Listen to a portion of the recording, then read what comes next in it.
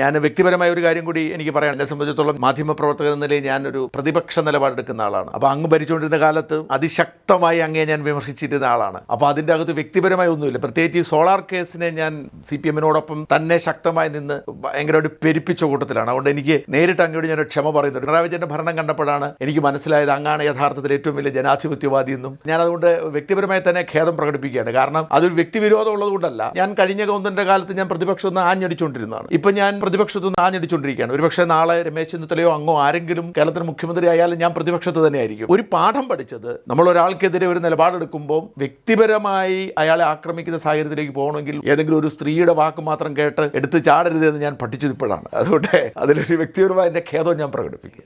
രാഷ്ട്രീയത്തിൽ ദുരഭിമാനം ഉണ്ടാകാൻ പാടില്ല. രാഷ്ട്രീയത്തിൽ അസഹിഷ്ണുത ഉണ്ടാകാൻ പാടില്ല.